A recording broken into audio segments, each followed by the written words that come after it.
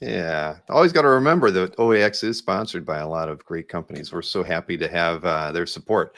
So tonight we have another Recon show for OAX. OAX is like a freight train that cannot be stopped. We are, I think, a little over 5 weeks away from the big event, and I'm actually starting to feel a little relaxed. There was a point in time a few weeks ago where I felt a little off the rails myself, but I think we're gotten to the point where we know everything that's happening. We know whom we're working with for all the different things that need to get done there.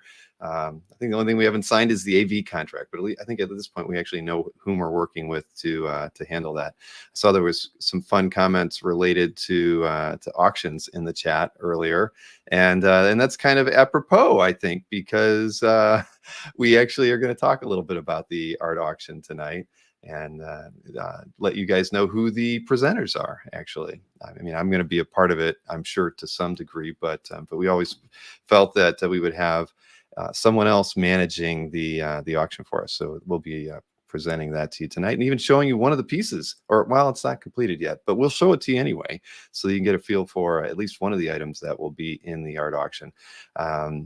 But tonight we've got a couple different pre-con opportunities that we wanted to let people know about, and I've got someone from Metropolis will be joining us. We'll be talking a little bit with them, and then yeah, a few other announcements. But let's get started. I'm going to bring on my guest to kick things off tonight, and that is Mr. Dan Jurgens. Hey, Dan. Hello, Bill. Hey, it's always good to see you. It's been a few months since we did our interview. Yeah, good to be back. Always nice to see what's happening with OAX as it gets closer and closer and closer. I'll tell you, it's you never know what you're in store for when you tackle a project like this. Even though I've done in-person shows before, owned a few, but at the end of the day, I think it's always it's a whole new experience. So, but the good thing is we've reached that point where we know everything that's going on. We actually feel comfortable with stuff. It's now it's just a matter of waiting for these 5 weeks to get by and seeing, what other momentum we can get. We've started pushing out some social graphics and things, which I'll be sending you probably tomorrow. Okay. We're learning as we go. We probably should have done that earlier, but that's where we're at now. Well, there's still time, and that's at least it's not 5 days before, so it'll all work out. It'll all work out. Exactly. We've been noticing a lot more local tickets being sold too, which is nice. People who are in Florida within like a 100-mile radius, which is what we were kind of expecting, that people who had to travel would buy their tickets and book early, and because they've got to arrange flights and things like that. And then what we'd see later, is people who are within driving distance coming in. So, we'll learn a lot this year. That's for sure. Yes, indeed. But you were one of the first people I actually talked to. I think we maybe said that when we chatted before, but when I was thinking about doing the show, I talked to you originally, and you were pretty excited about it. And so I know that, this is a show I think that we as collectors have wanted for quite some time in the U.S. And so I assume, as creators, as an artist yourself, it's got to be something that you've always kind of hoped to see as well. Yeah, definitely. And for, maybe some different reasons. And I think, we went over this a little bit before, and, some of it is as the nature of comic conventions has changed overall, it leaves less time in many respects for the art, because we go to these things and there are more demands on our time for other things. Sometimes it's just meeting with people. Other times it's, signing books, it's this and that. There's quite a lot of other things that are happening. Whereas comic cons used to be just more relaxed in general. And it was much more possible, I think, just to walk up to an artist table and engage in conversation and get sketches and that kind of thing. And I think this will take us back to that. And I also think, and I talked about this last time we chatted as well, is that, it is an industry, at least as far as I think Marvel and DC go, but I think beyond that has become more dominated by writers.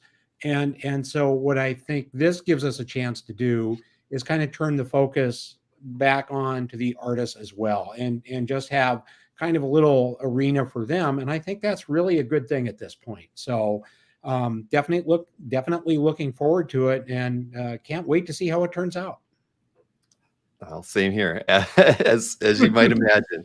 But But yeah, I think that, that's something that I've heard a lot about when I spoke with a lot, with other artists too, that, this is definitely a show that they're interested in, that, the last few years of, of shows have just gotten, a little different, right? They're very focused on entertainers. I mean, it's funny, I looked at, MegaCon, which is the weekend after us, and it's a great show. I go to it. It's local for me.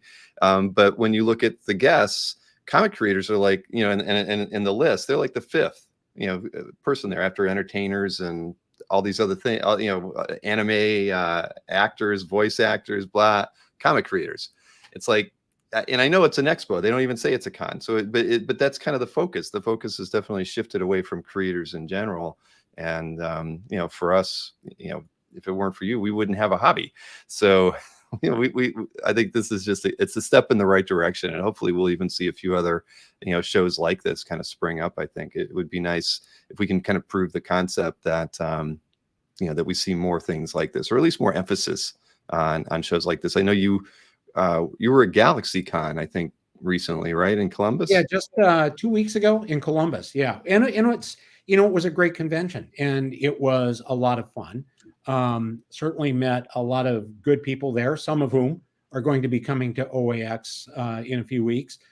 But at the same time, there is a level of intensity with those shows that I think is fun in a way, because it's energizing. It drives a lot of people through the corridors and that kind of thing. But at the same time, what I'm anticipating here and looking forward to is the idea of something that is dialed back from that. So there's more of an opportunity to engage with people than what we get at one of those, and just a place where people can feel more relaxed in general as they drift around, I think, from table to table, and talk to the various artists who are going to be there, as well as the art dealers and everything. And I think because of that kind of orientation that you're building here, it should be very special.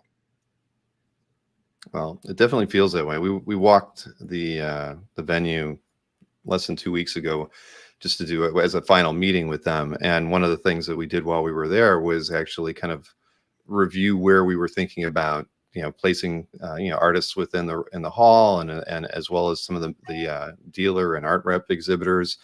And it finally, it felt really good. Just trying to envision it and see this whole thing kind of come together like that. I mean, I'm excited to see it. It's going to be very interesting on Friday once we start having, the setup period and seeing banners going up and people kind of getting, comfortable and ready for the show on Saturday. That's when it's going to be really, really neat for me. Mm-hmm.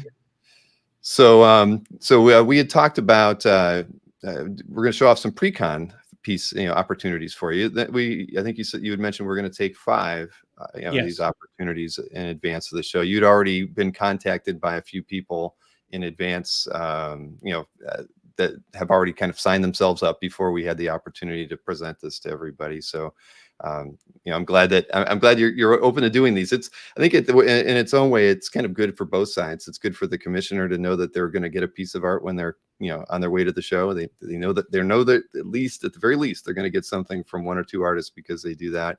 And then it's got to be, it's good for the artists too, because you kind of know that you've already made a few dollars going into it, and you're going to meet some fans at the show. Right. Now, there's another part of it that I enjoy, which is, as you start to do this a little bit, it's sort of like you can spend, multiple days in a week or multiple weeks in a month and everything, and you're, say, drawing a story. And so it's kind of that page by page process. And all of a sudden, after 3-4 weeks, you get to 20 pages done. And it's like, whew, I'm finally done. And then there's the next one to start right away because you're already late. And I think, part of the fun with commissions is there can be something freeing about them, where you can just say, okay, now I'm just going to, work on this figure, this scenario, whatever it might be. And it allows you to loosen up a little bit, I think, and to think more about the drawing as opposed to maybe the storytelling, because sometimes in service of the story, you have to kind of steer the drawing itself a certain way and take a certain approach, because really, as a comic artist, that's job number 1. So and in getting to do these kinds of things, obviously it's fun to play around a little bit, try a little, something different here and there. And again, it can be kind of liberating in the process. When you're sitting down to do work on a comic page, do you do any warm-ups, or do you just kind of dive right into it? Oh, I always do a warm-up. One of the things I always do is, let's say I'm wrapping up page 6 on a Wednesday. And the worst thing I can do in terms of time is to walk in on Thursday morning and have, a blank sheet of paper staring at me. It's too hard to get going. It's too easy to get occupied by other things. So what I always do is I've always already sort of thumbnailed out the story, in smaller images that really only I can probably understand. And that's more the panel by panel breakdown, the flow of the story. Mm-hmm. But then the last thing I will do during that day is I will rough out print and size that next day's page, so that I already have the underdrawing sort of done. That way, when I come in the morning and I'm ready to go again, I don't have the blank page. I have something that I can immediately look at and start to transfer to the final board. And it takes away that sort of struggle that we all have with that blank page. And also, by the end of the day, I'm really warmed up at that point. I've got, that concept of comic storytelling in my head. So I know exactly how I want to build that page and kind of do the constructive elements of it the night before. It speeds things up a lot. It's been very helpful. Yeah, and that's like me putting 3 or 4 Post-it notes in front of me before I go to bed that night, so I know what I need to do in the morning. Right. Get myself and ready. That's what also then keeps you up at night too, right? It definitely does. But I'll tell you, just with the way our schedules have been, that's actually been the only thing that kind of has kept me focused is a lot of sets of notes in front of me, which I didn't used to have to do that. But so let's go ahead and just, because I think what we've got, like you mentioned, you're going to take 5 pre-cons, from here forward. And then, if by chance you get them done, we might take 1 or 2 other ones. But these ones are, that we have 3 different tiers. And as far as size options, and it doesn't matter which 5 get taken. If you take all the smaller end ones, that's what we're going to start with. Or if it ends up being the higher ones, that's what it'll be there too. These are going to be ones where you email Dan. So the email address is going to be on each of the slides, and I'll have this posted onto the OEX website in the morning as well. So if you're scrolling around there tomorrow, you'll be able to find this as an opportunity there too. But I've kind of put these in with the let's see, we'll start off with just with the head sketch option. Now, I know you had mentioned that, about the idea that Doomsday and Cyborg, which you get asked about a lot, and you end up having a different pricing structure for those with each of these. And I completely get it. Both of those characters are a bit more involved and whatnot. But so this size is on 9x12 board or a sketch cover. So it's a header bust, single character, and pencils only is $175, inked is $275. And if you ask for Doomsday or Cyborg Superman, it's going to be pencils $250 and inked $375. But Dan, I had to ask, what's the percentage on the Doomsday Cyborg Superman versus any other characters when people are asking you for that? Really, it's probably, let's say I'm at a 3-day convention and I'm going to do 10 sketches, and at least 4 or 5 of them are always going to be one of those 2 characters. And it's very understandable. But honestly, back when I designed Doomsday, some 30 plus years ago, there were many times in those days, and the same thing happened with Cyborg Superman, where I'd be drawing them and I was like, why did I make them this detailed and complicated? So I've been paying the price ever since. But I think that's part of why people still want the sketches, because they look cool at the time and hopefully still do today.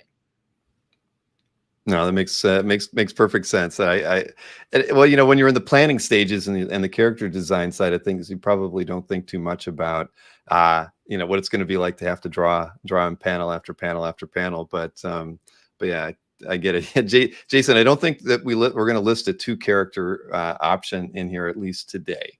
So you don't have to, that question, we can't answer it, at least right now, unless somebody really wanted something. But you got Dan's email address on this, so you'll be able to ask any questions you like. But I'll go ahead and show the other options we have here as well. So that last one was on 9x12. This is on 11x14. Pencils only. Well, I should say it's half figure. So on this one, pencils only is $350, inked is $500. And again, if you get Doomsday, Cyborg, Superman, it's $400 for pencils or $600 for inks. And this is on board or sketch cover. And I have a sketch cover image to show you here as well. And I'm sorry, I'm hearing cats fighting outside my door right now.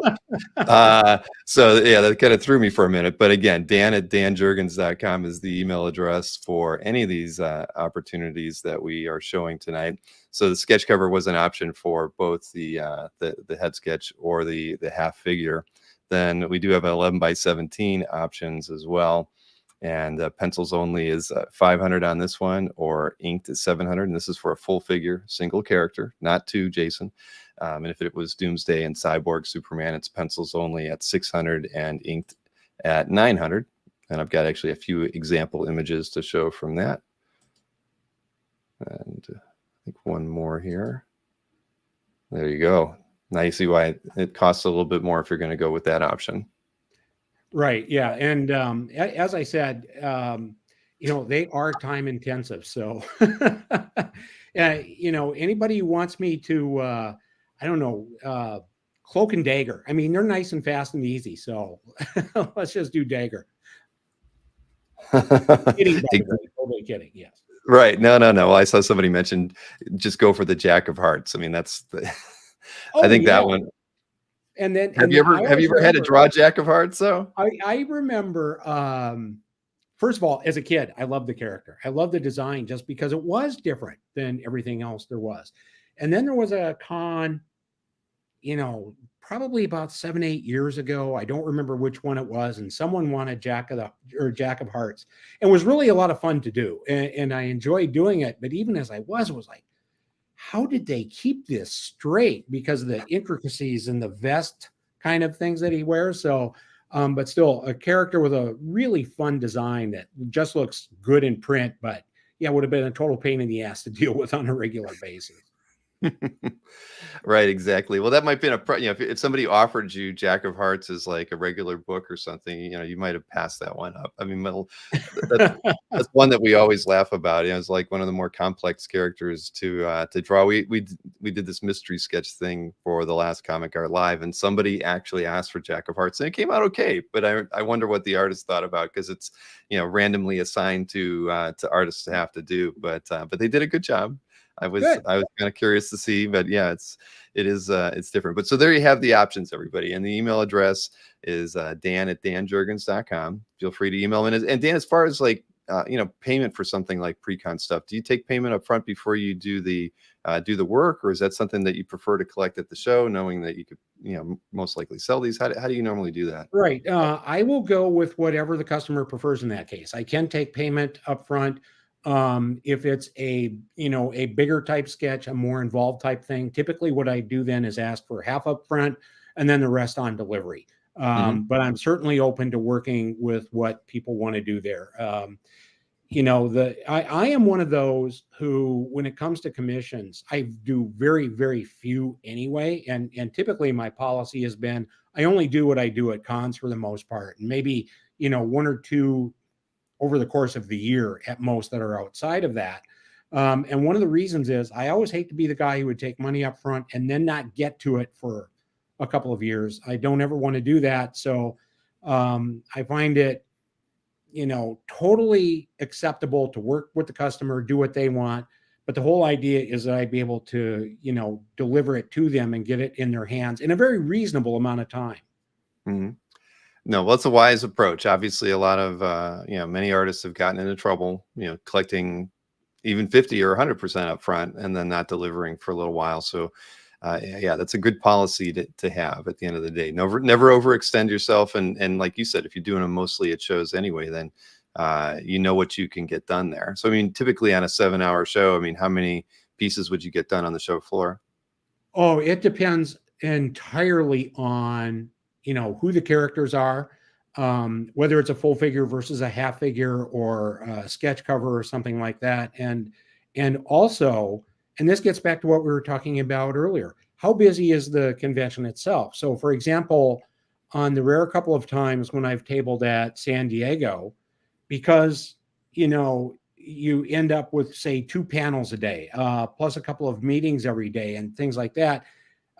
It's like I'll be at my table for an hour and a half and then get up and be gone for an hour. So every con is different that way, but this does address the topic we started with, which was you have, as conventions have developed, less time to sit at the table and actually do that drawing. And that's what I'm looking forward to being somewhat different here.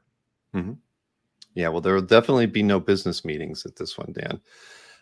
We didn't ask any editors or major publishers to come out at all. Although we had some, interesting, emails on the side with a couple of people. Oh, sure. In that capacity, I can certainly see, us potentially having a few, noteworthy people attending in year 2, just because it's interesting. We promote things on our, on CAF and on the channel, but I don't have the, you feel like you have a lot of reach, but it takes a while for something like this, a new show, to kind of make it to everybody's radar. So yeah, but again, email Dan at dan@danjurgens.com. Let him know which tier you're interested in, and don't give him Jack of Hearts. At least this time around. And I saw somebody was saying, what? Wait, if someone really wants a Jack of Hearts, we can make it happen, provided you're one of the first 5. That's right. Yeah. But yeah, I was going to say, I saw somebody. We have a lot of Marvel fans in the audience, and then they pointed out that we didn't show a single Marvel example. Dan loves drawing Marvel characters, everybody. So don't let all the DC characters that you saw in the examples hold you back from asking for a Cap or a Thor or something along those lines. Yeah, well, by all means. I mean, yeah, I get, because I did time on Cap, Spider-Man, and Thor, I certainly get a fair amount of requests for those as well. So yeah, by all means, it doesn't have to be just DC. All right, fantastic. Well, Dan, I appreciate you taking the time tonight. I'm going to roll into my next segment, but again, keep me posted. If we hit I'm going to get your offer posted to the site in the morning, and but when you hit 5, let me know, and I'll at least mark it as temporarily sold out, and then we can reopen it if the opportunity presents itself. Will do. Thank you, Bill. You're quite welcome, Dan. Have a good night. You too. Take care. Thank you. All right. So yeah, no, it's I'm looking forward to having Dan there. Like I said, Dan was one of the first people I spoke with about the show, and again, just the more people I talked to, I realized OAX was going to be something that a lot of people appreciated. So it's great to have him as a guest at our inaugural show. And yeah, we'll see where things go from here. So next up, we kind of talked about this with this gentleman not too long ago, but we'll get a little bit more details here from Mr. Micah from Comic Connect. Hey, Micah, I'm so used to seeing you at the offices. This is this is a true treat to see you at home with that magnificent wall behind you. Thank you. Thank you. Hello, everybody. You're making me follow Dan Jurgens, so thanks. Well, it's Dan's a down to earth guy. No, it was really interesting. It was really interesting listening to him talk about his process. Exactly, because you figure he's a guy that's as well known as a writer as an artist, in my opinion. And so yeah, even though I had him on the last time, as a full interview, I don't really remember him asking him about well, what's your process, and on a page and warming up, and how do you go about doing that. So with the number of hats he's had to wear over time, and I remember he told me about how those big Superman editorial sit downs that they'd have to go through to figure out where were they going to take the Man of Steel. I mean, he's had to do a lot of stuff, and he's responsible for probably the majority of the Superman comics I read as a teenager, and sort of like the Superman that when I think of Superman, it's the comics I read, which is John Byrne and Dan Jurgens. Yep, exactly. I mean, I didn't read a lot of Superman, but those two were pretty much it for me too, and only a little bit from Dan. I read everything. Superman guy. Still love Superman. So yeah, I saw some people asking where's Kazra tonight. Kazra is actually in Chicago. He had something to attend, and he'll be back in town tomorrow. So he's been on the road. So that's why I'm doing this solo. And why is Micah here? Because Micah is representing, as you can see, ComicConnect.com, and Super Merman. Thank you, Marcus. That is not what I read, but as you know, Comic Connect is they're a partner sponsor in the show, which we were incredibly thrilled to have you guys do that. We're happy to be a part of it. I'm excited about it. Yeah, we're actually working on some of so we're going to do at least a couple show posters, because we're going to do one that was specifically for the auction and one that was going to be kind of a general one for the show. And obviously you guys get your logo on anything that we're putting out there, and they've got a lot of those digital screens and things all throughout the hotel, so we're going to make sure that all the logos get on those as well. So we want our money's worth, Bill. I'm going to make sure that I do my best, man. I'm going to try.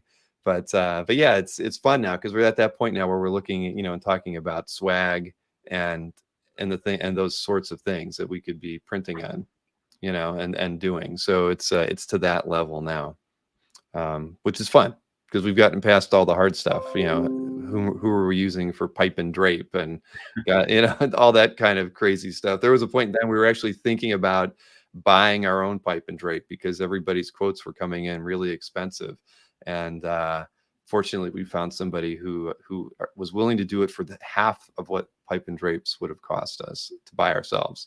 Yeah, because we don't. I've never put anything together anywhere near at this scale, but I've planned events, and I know that for me anyway, they always feel like they're never going to come together, and then they always do. Right. It's like even like the day before, you'll be like, we're not ready. We are not ready to have people in this room. But then when it comes time to it, it always gets done. Yeah. Well, the thing is, it's going to happen no matter what. Right. So Exactly. It's like, whether I'm really ready for it emotionally or anything else, it doesn't matter, because we can have a fire festival situation. There could be a documentary about OAX in like 2 years. Yeah, that's also a possibility. I mean, I can think I didn't of think it jinx anything. No, don't do that. I was almost going to say, something that could force a situation like that. We're not even going to think like that right now. But yeah, everything is it is falling into place. It's like everything in the room will be set up on Thursday night, as far as, just from the pipe and drape and tables and all that sort of thing. So literally Friday morning, we're going to be able to allow exhibitors in there. I think we're going to start at 8, to let setup get started, anything like that, and then because the reception is 6 to 9 that day on Friday. So that gives everybody ample time to, move their stuff in. And we went through the whole thing with regards to security with the hall, and I didn't even know it, but literally the hall has these like pull down fences on both the main entrances that get closed, and they have closed circuit cams and on-site security in the evenings, even with that do walk around. So I feel really good about all that now, because it was one of the things we never really talked to them about. Was that we were already going to hire our own security for on the floor during the day of for the galleries, which is actually why you're here, and also to have at least one security guard on the floor during the show, because for us it was really important to kind of show that our concern for. You're not vetting all the ticket buyers.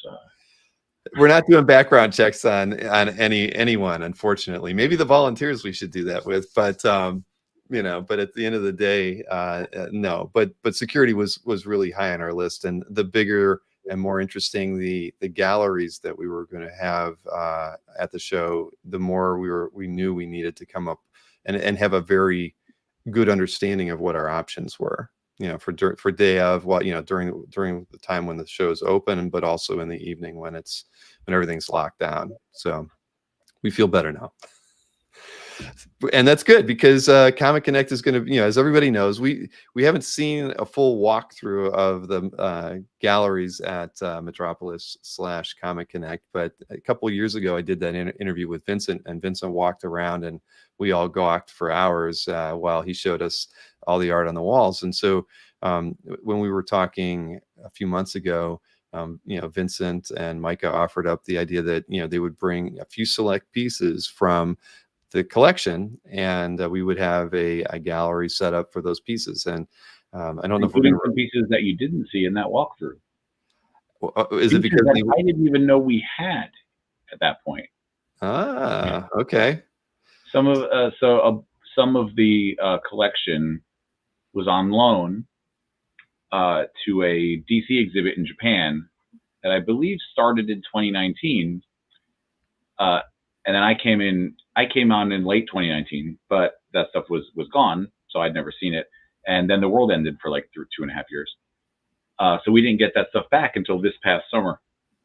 And when I opened that package, I was like, every piece was just, what? We have this? So just to tease a couple things, we have the cover to, I believe it's Flash 123, the Flash of Two Worlds. Yep, I know that one. We have the cover to Showcase. Is it Showcase or whatever the first Adam Strange comic is? Showcase 17? Is it Showcase or whatever the first Adam Strange is? I don't know. Someone in the chat will answer that for us. It's number 17 of whatever title it is. And then, you know, of course, some of the highlights from that are staples of the office tour, but not everybody has been there. So I'm not going to say everything. I want to surprise some people, but we have a certain Spider-Man cover by Todd McFarlane that we'll be bringing. We have the Jack Kirby's Fantastic Four 74 cover. Ooh, that's Black awesome. cover. Mm-hmm. The House of Secrets 92. There'll be some things, and there's a few that we're still trying to settle on the final pieces. It's going to be about a 10 or so, but some special pieces that you know if you don't come to our office, you don't get to see, and this stuff should be enjoyed by everybody. It's the Spidey 301 cover, Scott. There you go, Scott. As if Scott didn't already have enough reasons to attend. Now he gets to take a selfie with the Spidey 301 cover. I haven't told Scott yet, but in our next auction, we have a page from Spidey 298. Oh, cool. Which I'd never actually, I don't think I'd ever actually held one of those, a page from 298 before. You don't see them that often. It's fun. It was cool when it came in. Like, ooh, this is exciting. That wasn't one that you had talked to the consignor about, so it. No, I knew it was coming. Okay. But but it's seeing it in person. It's not the same thing as seeing a picture on an email. Exactly. No, I like to see these things in person. It's why I like to have upcoming auction pieces at conventions, and we'll have that Spidey 298 page on display at the show. Because it's different seeing a piece in person than looking at a scan on a computer. That's true. I was going to ask you about that if you were going to bring a few pieces upcoming. That's great. And we've got some good ones. We've got some very good pieces already lined up for the next. I mean, I know the last auction just ended like 2 weeks ago, but we've got very good pieces. Some really, really excellent pieces, including. I think there's a lot of the collecting community knows that John Burke passed away earlier this year, and we had sold the bulk of his collection about 6 years ago. But now we have what he had kept, and the things he kept are either special pieces or personal to him, but some beautiful Golden Age artwork of 3 Lou Fine pieces, some beautiful Will Eisner, Golden Age Will Eisner pieces, a Kirby Ditko Strange Tales Annual 2 Spider-Man Human Torch fight page. Seriously? Which is pretty cool. Yeah. And that's just John Burke stuff. And there's some other like specialty pieces from the 40s that are just extraordinary that they even exist. some very interesting things. And he was a very meticulous collector. A couple of the pieces have letters either from the artists or from other artists referencing those pieces. Mm-hmm. And one of the Lou Fine pieces has a letter from, I want to say Gil Fox. I could be wrong about that. Basically talking about how, because he was there when it was drawn, and how like the logo was drawn by him, and Lou Fine did all the drawing, every line of drawing on the page, which is a nice little accompaniment to the piece, adding to its provenance and its authenticity. And especially in the golden age where you don't know how many other hands might have been involved, and these pieces were all created in studios with multiple artists, and pages got passed around. But it's nice to know that have confirmation that this it's a piece. Lou Fine drew every line. It's wonderful. Now, for your booth setup, are you just using a back wall? I wasn't sure if you were. We'll have our wall displays as normal. Good. Like at a regular convention. We'll probably be shipping them, because carrying them on a plane is a nightmare. That is very true. We need to get you that address. That was one of the things we got at the last walkthrough, was the shipping address, and they kind of showed us where where stuff would be held, leading up to the show, those sorts of things, and they kind of gave us, we needed how many days in advance they would be okay to take it without like feeling like they needed to charge you for something. So we'll get you all that information, because we have it all in a nice packet of stuff for you. Not too much to read, but the important stuff will be in there, especially with regards to shipping, because you're not the only ones. That is useful, yes. But yeah, no, I mean, yeah, we'll be there. We'll have some stuff, auction stuff on display. We'll have our art for sale, including the pieces that we'll have not had shown before. Mm-hmm. At least we won't have shown them. Taking consignments. We buy art, we sell art, we do trades. But if anybody's interested in consigning and wants to talk at the show, I'm happy to do it. If you want your pieces alongside some of these great pieces we have coming up in the auction, so it's a very good auction. I'm not even mentioning everything. I want to surprise people with some of the stuff that we'll have on display. Good. Well, that's a reason why they need to go by your booth. Yeah. Well, I would hope they would. Well, you're near the entrance. I know that. So they definitely, many people have to walk past you. So that's always a good thing. But do you, out of curiosity, when people are bringing you consignments, do you typically give them estimates, or do you just if they want? I'm happy to give thoughts. Sometimes I'm wildly wrong. So the Crow page that was in our last auction that sold for an astonishing $55,000. My estimate on that piece was a solid $40,000 lower than that. I would never have guessed, either. To me, there's not enough published pieces out there to really, even understand the Obar Crow market. But well, that's what I mean. I knew it would do well, and I know around what pieces have sold for publicly before. So I thought, that was a realistic estimate. Yeah, I was happy to be wrong. Sorry. I'm laughing at a comment. Oh, which one? Oh, I saw that. Yes, Kelly Goon got outbid by 54K on it. Yeah, and I saw Marcus ask, any freebies at the booth? We might have. I don't know. Maybe now I want to try to plan for something. We'll see. Yes. Marcus is all about the free pens, and yeah, I'll see about getting. I think we're pretty much out of pens, but I'll see if I can maybe get some new ones with our brand new logo. That is true. And that's a good reminder, because I haven't updated the website with your new logo, so I'm going to make a note of that. You can go to our website and see it if anybody hasn't seen it. That's true. I told you I like it. It's very modern. Yeah. Free art. It's a little brand, it's similar to the new Metropolis logo, just a little brand unity. It makes sense. And you saw Jason asked if Vincent was buying drinks on Saturday. Depends on how nice the Vince are. You buy something, Vince will buy you a drink. That's right. Buy a piece of art, Vince will buy you a drink. Right. Well, because it is a cash money bar. on the table.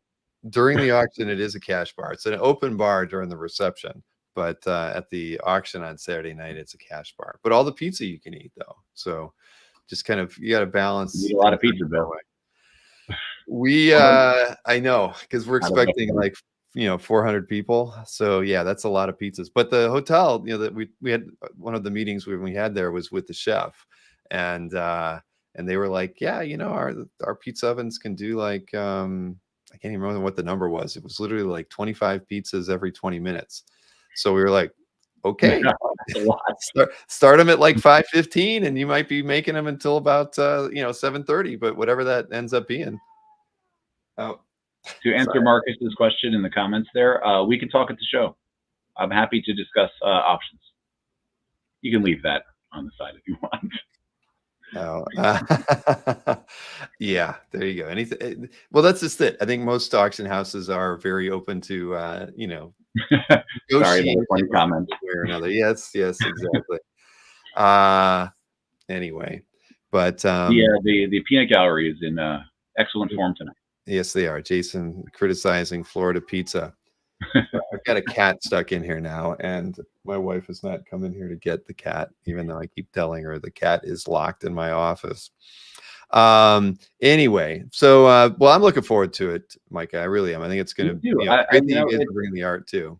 It's I think it's great. I think it's overdue, a show like this, and I think it is going to be a lot. I think it's going to be a lot of fun. Regardless of anything else, I think it'll just be a fun weekend with other collectors, and I like hanging out with art collectors. I'm an art collector. It's You're fun. an art collector yourself, exactly. No, me too. I'm going to try to do my best to walk the floor and hang out there as much as I can as well. Mm-hmm. But we'll see how it goes. But again, I'm glad you guys are going to be there. I appreciate the fact that you're assisting and sponsoring the show as well. That means a great deal to me. When you first mentioned it, it was something we had talked about early on, and that we wanted to help as much as we could. Thank you. And the cat is now removed. So, all right, Micah. Well, I appreciate you hanging out with me tonight. I've got to move along, but I'm sure I know we're going to be a few minutes. Yeah, and definitely when we get closer to the show, one thing we do want to have is kind of like a show tab. So when with regards to like the special things that you're bringing to the show, whether it's the preview items for the upcoming event auction, those sorts of things. So I want to get that information from you so I can put all that together, because I want to give everybody the opportunity to form a game plan of where they want to go and what they need to see while they're at the show. No, that sounds good. Sounds like a plan. And if anybody wants to talk to me about anything before the show, if anyone wants to talk about consignments, my email is out there. It's just my name with the letter S @comicconnect.com. And I should change my signature on this thing to just my email address. It'd be a lot easier. And it would be basically the same information, just with an @ sign instead of that dash. And the letter S. Exactly. Right. Thanks, Bill. You got it. We'll talk before it, but I'll see you in about a month. Very good. And I hope to see as many other people there as I can. All right, man. Have a good night. You too. Thank you. See you. All right. So yeah, fine. I'm glad that cat is gone now. Shoot. So before I get my next guest on here, I actually have something else I need to present to everybody. And I didn't want to make sure I didn't miss anything in the chat, but I don't think so. Florida pizza is probably just fine, Jason. I mean, it can't be any worse than pizza in Jersey, right? So yeah, you'll be getting something that you're used to getting. So yeah, before I bring the next guest on, one thing that I've been talking about the idea that we were planning on doing something with Adam Kubert for the show. Obviously, he's a Orlando resident, and he's one of the first people. I mean, I mentioned Dan Jurgens. I think honestly that the first person I talked to about OAX was Adam Kubert, because he was at my house here last February and showing off art. Many of you in the chat were there as well. Well, not many of you, several of you in the chat were there. And so OAX kind of came up there. And when we started kicking around ideas early on, Adam and I were trying to figure out how we could do something at Universal, right? That just made sense. I mean, he did all the artwork to all the facades at Islands of Adventure. And so while we had a lot of grand ideas early on, some of those kind of fell the wayside. I had some early conversations with Universal Studios about having like renting a space and showing artwork in the space that Adam had done for the facades there. And you know, Universal they poo-pooed every single thing that I pitched at them, and they were like, if you did that, we'd have to contact Marvel. And you know, there were all these, you know, it was just, it became very discouraging. So I kind of like moved my brain away from the idea of doing a VIP experience with Adam at Universal, just because it just did not seem to it had no chance of getting any legs whatsoever. And so that's why we kind of pivoted to doing the gallery show with Adam at OEX. It's just, you know, safer place to hang things. Everybody gets to see it.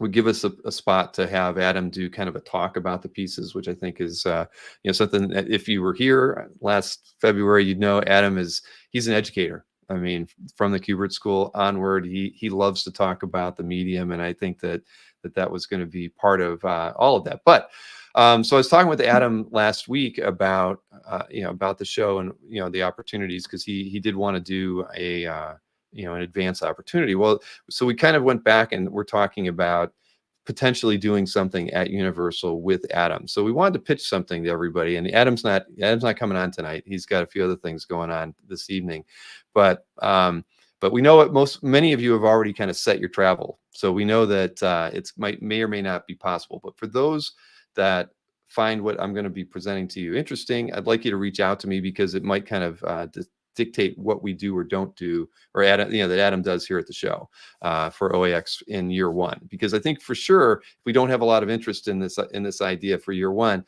we're definitely, what we'll do is with year two, when the day tickets go on sale, this will be an option, because I want to do it. And the only thing is I don't think we'll probably you know, be able to get there. But so where was the slide? I had a slide for this just so you can see.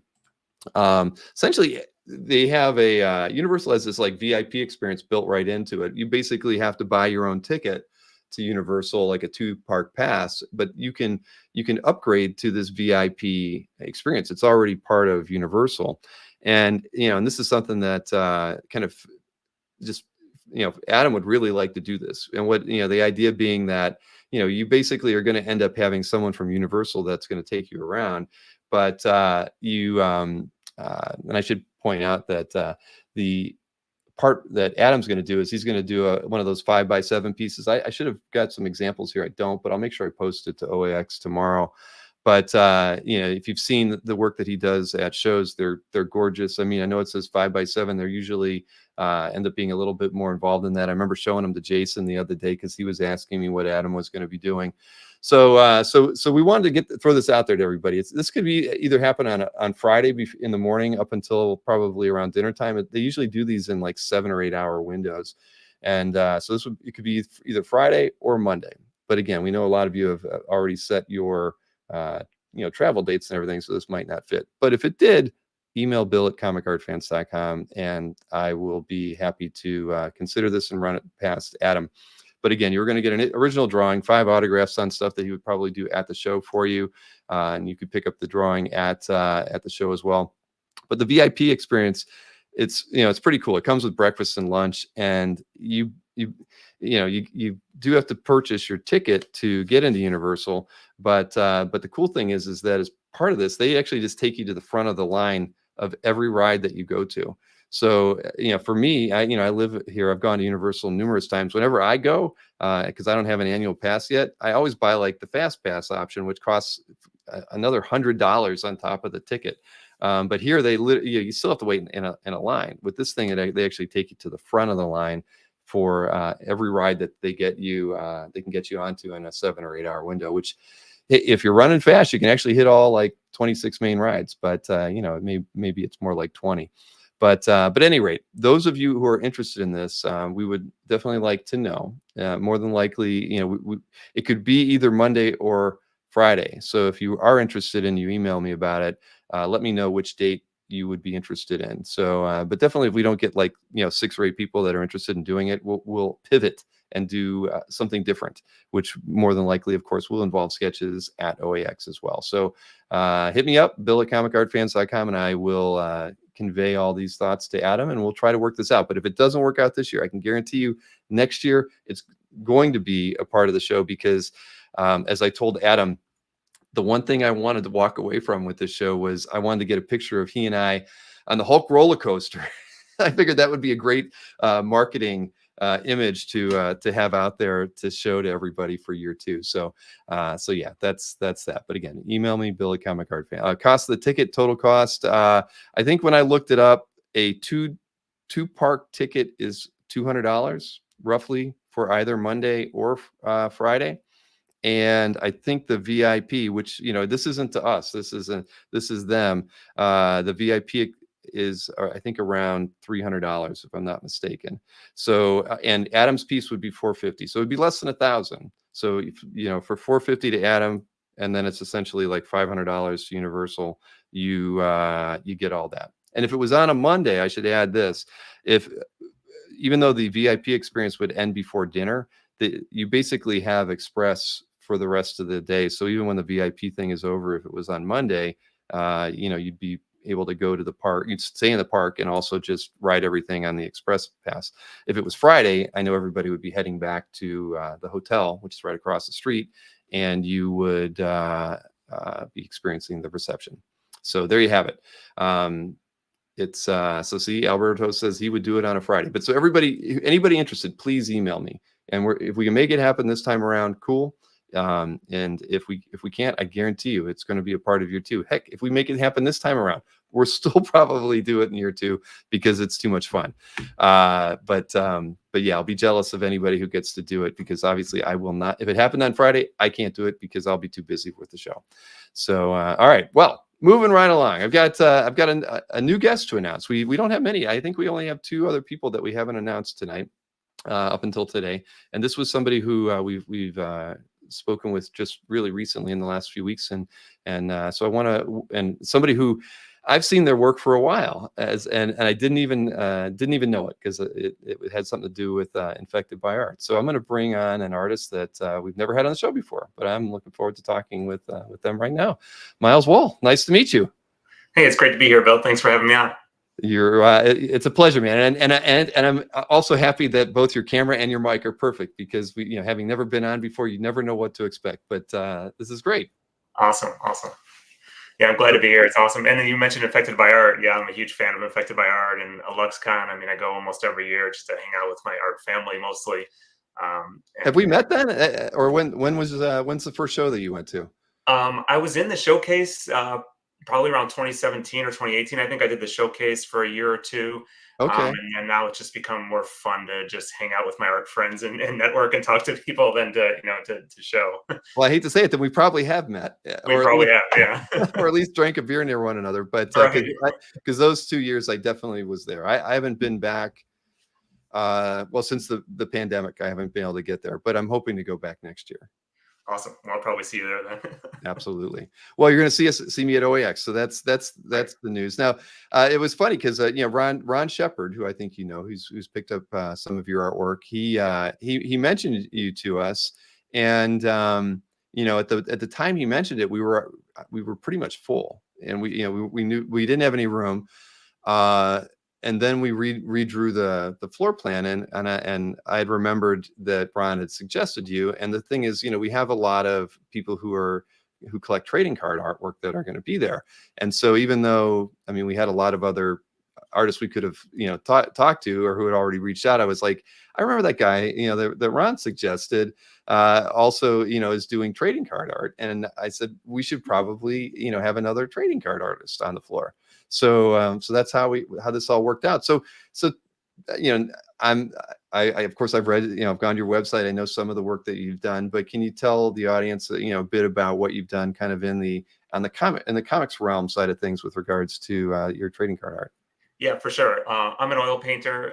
And so, yeah, it's a little bit rare for the industry because, of deadlines and all that. But I mostly started with Upper Deck doing sketch cards. And very quickly, well, not very quickly, but over a couple of years, switched to doing my sketch cards in oils, which is relatively rare and kind of crazy because the amount of time it takes to do the oil paintings. But I kind of just wanted to match the rest of my work, and I was working in oils primarily for everything I did with book covers. I did some work for Paizo and commissions and things like that. That was all oil painting. So I said, okay, let me see if I can bring this over and do this for my sketch cards as well. And the ultimate goal was really to move into doing the core set cards as well, not just sketch cards, and move on from there. And coming up in January when Marvel Platinum releases, I'll have 4 cards in that core set, which is really exciting because those are my first 4 core set cards in a Marvel set. That's one of the paintings right there. That one's been spoiled, so I'm allowed to show that one. It's used in the promo art. That's a Thor piece I did. It might be tough to see on the wall there, but but yeah. So I'm doing that stuff with Upper Deck now, and I'm also working on some really cool projects that are coming up that I can't say too much about, but working on some potential cover work with some large comic companies. So hopefully that project goes forward. You never know these days, but if it does, then you might be seeing some other stuff from me as well in the comic industry pretty soon. Wow, that's awesome.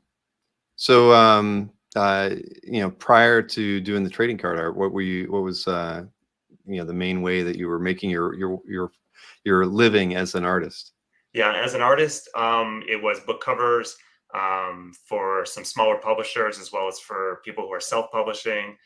Doing some work for RPGs like Paizo and stuff like that. So more so in the fantasy and the book cover realm. But the comic industry is kind of where I always wanted to get to, because just grew up a huge fan of comics. Jim Lee, Mark Silvestri, all those guys back in the era I was collecting comics. And at that time wanted to be a penciler, but life took me in a different direction. I wound up in software as a software engineer, and then a leader of software teams, and then came back around full circle. Now I'm doing art full time. Kind of probably similar to Tony Moy's story, who you were talking to a couple of weeks ago. Sure. He and I met in 2016 at Jeff Miracola's fantasy art boot camp, and we've been friends since. But because our stories were so similar, so we always talk about how we went through that path of being in corporate and then kind of jumping out and coming back to art. Right. Well, Jeff's a fantastic guy. Obviously, he was a juror for IBA 11. I mean, I've known him for at least as long as I've been going to IX. And those boot camps, I have to imagine, are just so much fun.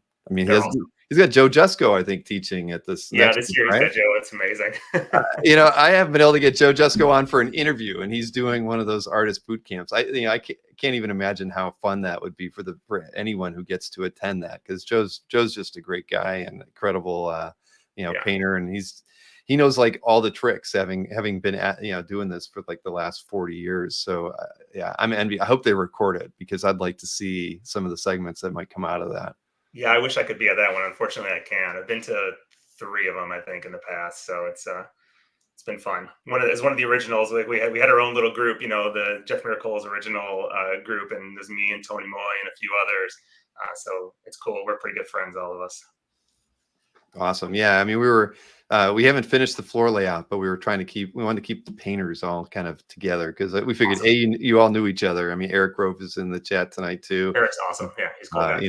You got Daniel Govar, who's good friends with Tony, and yeah, there's it's gonna be cool. That's the most fun we're having now, is just trying to figure that part out. How do we want to lay out the floor, and who should be next to each other, and we've had certain requests from some people, like, want to be next, or near this person because I've never met them, and it's kind of like I'm like a wedding planner now.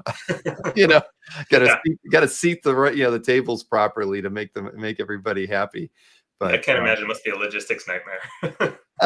Well, fortunately, you figure it's 60 artists and 30 exhibitor booths, so not too crazy. And the exhibitors were real easy. They kind of actually said who they wanted to be near, so they could have bathroom breaks and things like that. So that was like part of them agreeing to come. It was like, as long as I can have so and so in the booth next to me, so that if I have to step away, I have somebody I can trust. Now everybody gets a bucket under their table, and that's just how it works. Yeah. Well, we were laughing because when we were talking to the pipe and drape company, they said that that they give everybody a trash can, and we're like, why? And that, they joked that was their joke. Well, if they can't get up from their table, they got a bucket next to them. So right. All right, Florida humor. So we're good. Yeah.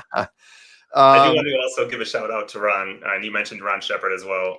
Great guy. He and I have worked together on quite a few commissions. I just finished a massive piece for him, a big 18 by 24 fire and ice piece, which I don't have a good photo of it yet. Otherwise, I would share that. But it'll be on my Instagram soon. So I saw. Yeah, I was going to say he had said show the group the fire and ice piece that you. yeah, Ron's a great guy. Yeah, that's true, because Ron does have a few of the pieces in his CAF gallery as well, and I put the link in there to Miles' website too, so you can check out more of his work from there. So so we didn't get a chance to talk too much about it, but you did send me some pre-con opportunities. I think you said, well, I don't want to misspoke, but you said you're going to be able to do two.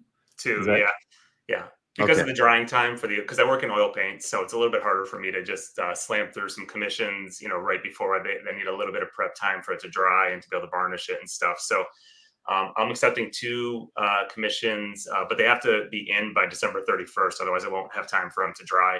And obviously, I still take commissions regardless, and we could do it later or whatever. But if you want it at the show for pre-con commissions, it's got to be in by December 31st. And I'm only accepting 2 slots. Got it. And I didn't look on your site, but so you do regularly take commissions in between jobs and that sort of thing? Yeah, I do. Absolutely. Yeah. And I'm usually, so basically like people email me and then I just let them know up front, hey, this is probably booking out for whatever month. And then, so they can be aware of how long it's going to be and that kind of stuff. So. Awesome.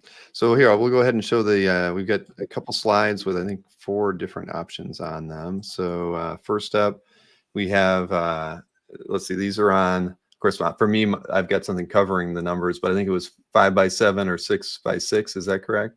Yeah, correct. Yeah. Yeah. And I can walk through this if you want. Yeah. Yeah. So this is the smaller size. So it's a 5x7 or 6x6. There's 2 options here. There's the oil sketch option is what I'm kind of calling it. And that's kind of, it's a limited palette. Essentially it's a ground color. Most of these, the 2 of these are red ground color. One of them is kind of a pink, and then it's like a black and white on top of that. So they're limited palette. They're a little more loose and more brushwork to them. And that's kind of the oil sketch version of it. And that's 250. And then the oil painting is going to be, something that's full color.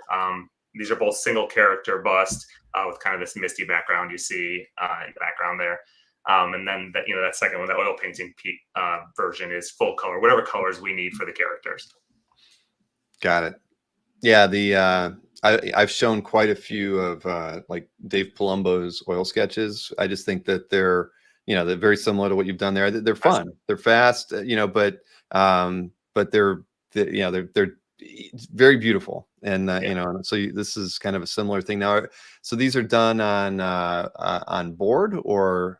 Yeah, I primarily work on hardboard, gesso board. Mm-hmm. Is usually what I work on. And thanks for mentioning Dave, because I do like to give a shout out to Palumbo whenever I show the oil sketches, because he's someone that I studied under, and he is absolutely an inspiration for this idea, because this is how he does his preliminary work. And so I've been kind of slowly working that in a little bit to my process, but it's just a fun way to create a loose sketch.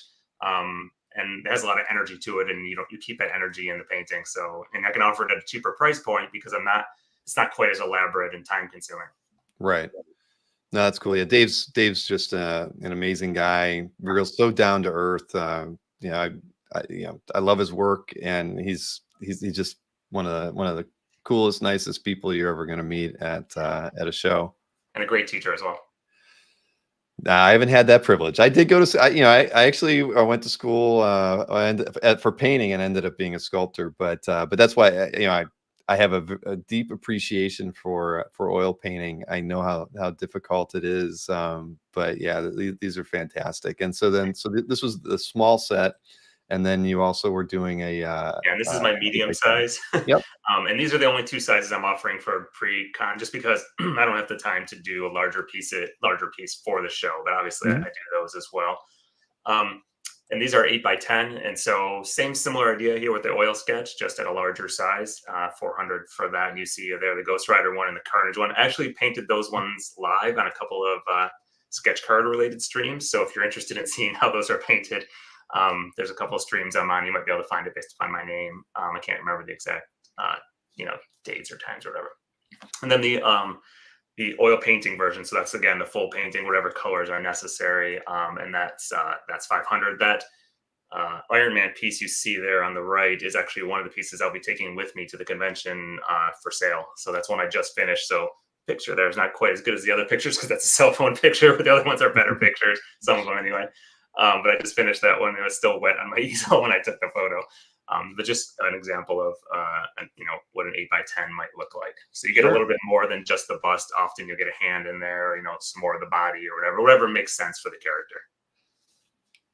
No, these are awesome. And then just like I mentioned with Dan earlier, I don't know if you're on, but I'll get these posted to OAX in the morning with the options as well. But we always make it available to anybody who's watching us live, the night before that. So no, these are fantastic. And if you want to see more of Miles' work, please check out his website. I linked it in the chat not too long ago, but it's Miles Wahl, MYLESWOHL.com, and you can see more examples of Miles' work. Yeah. So awesome. Yeah, you can find me on all the socials under my name. It's either Miles Wahl or Miles Wahl Art, everywhere. So I was happy to find that just by typing in your name. Usually I always have to add on like comic artist when I'm searching for somebody, but if I put your name in, you came up first. Yeah, So, luckily it's not like John Smith or something where there's like 100 of it. I didn't love this name when I was growing up in school, but it's working out for me now. Easier to find. I totally get it. But so beyond the card artwork, I mean, do you have any other projects like kind of coming up, or is it just more card art that you have?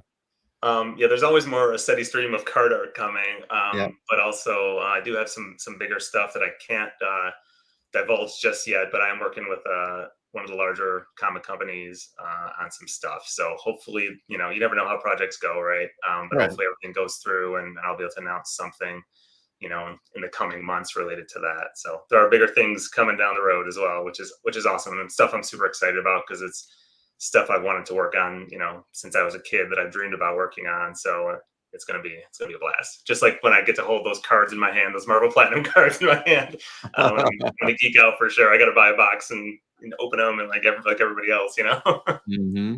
Oh yeah, no, totally. That's got to be. That's why, like, when I get my copy of Infected by Art, which I haven't gotten a copy of number 12 yet, it's just so gratifying to actually have something in print. That you spend so much time on. But yeah, that's awesome. And the thing is, there are going to be a lot of trading art, card art collectors that are going to be there. That was kind of something that kind of just happened because we have several collectors that are in Florida. So that was nice to find out. And, but yeah, it's going to be exciting. And I'm going to, if you have anything that you want to update me on leading up to the show, like I mentioned with Micah, anything that you're bringing special, like that particular painting, or if you want to send me like some other photos from your cell phone, work that you're bringing, any way that we can help promote what you're bringing and what you have at your table, the better. So and I'm happy to do anything I can to, make sure that every attendee visits your table during the show. I appreciate that. I love everything that you guys are doing. I super appreciate it. You're really helping out the artists. So, and also anybody, I think the cards should be out by then. So if anyone wants to bring any cards over to my table to sign or whatever, I'm happy to do that as well. Awesome. Well, I'll be, that's always good for people to know. And I'm sure, well, like I said, I know there's going to be a lot of guys who collect cards going to be there. So, awesome. All right, Miles. Well, keep me posted on things. I have to get you listed on the website now. I did lift the photograph off of your website, so I can now actually get that taken care of. So, yeah, but anything else for me, just let me know. Sorry, I was in transit today, so I couldn't get back to you too quickly, but I was trying my best. Not a problem. Not a problem. Yeah, James Henderson even said Miles has reasonable prices in his store.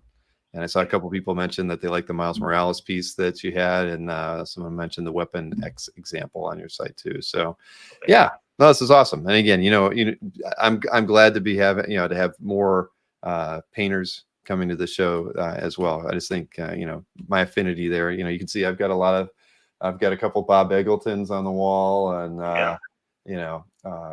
gosh, so yeah, I'm a fan. So, awesome. All right, Miles. Well, listen, we'll be in touch. And enjoy the rest of your night. Thanks for coming on here with me. And anybody interested, one thing I didn't mention, I should have made us, let me just pull it back up here, because the way to get in touch with you, if you want to talk to Miles tonight before I get these on the website tomorrow, it's miles@mileswahl.com. Email him any of your questions, and he'll be happy to answer those for you. Yeah, that's awesome. Thank you. And you can reach out to me on Instagram or socials as well. So there's a lot of ways to get hold of me. All right, Miles. Thanks again, man. We'll talk to you very soon. much. Take care. Bye. All right. So I was seeing through the chat there after I had that Adam Kubert stuff that, people were voting for Monday. Yeah, other people were considering it. So yeah, hit me up and let me know. I mean, obviously, Monday we are, I'm going to Universal on Monday, and I know many other collectors are going to Universal on Monday as well. This was just something that was kind of, that Adam, and I had talked about. So we're presenting it. If people want to do that VIP thing with Adam at the park, that's fantastic. If not, there'll be other things that we can get done with Adam at the show that will equally make everybody happy. So, and I saw that I think Goo asked a question about what was it? Can one purchase a Kubert sketch if you're not attending? That would be a no. Anybody that the stuff that Adam does, definitely was going to be limited only to people who were coming to OAX.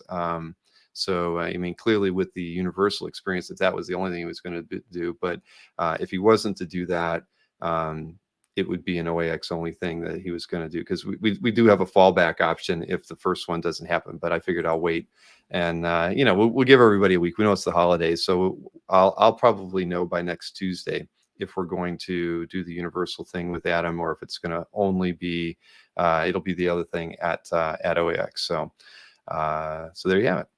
Now, I see I actually have two people to bring into the chat, into the show, but I only have one of them here at the moment. But the other guy can get here when he gets here. So let me go ahead and bring Jimmy and Amanda back in. Nice to see you both again. Hey, hello. How's it going? This is becoming a regular thing. Yeah, I was going to mention, is Adam offering the foot massages that he does at every show? I want that. You want that? Yeah. He didn't mention anything about that. I think No, all right. Maybe we heard that wrong. Okay, we'll have to settle for he would not get a lot of art done, for anybody if he was doing foot massages. It would be a pretty big line, I have to say. He would make a lot more friends that way, though. Probably. It's true. So nice to have you guys back. I like I mentioned, the other person we were going to bring in here isn't here yet. Oh, Marcus says only Bill does massages. Thank you, Marcus. That is not true. But I teased this earlier that we're going to have a guest auctioneers as part of the show.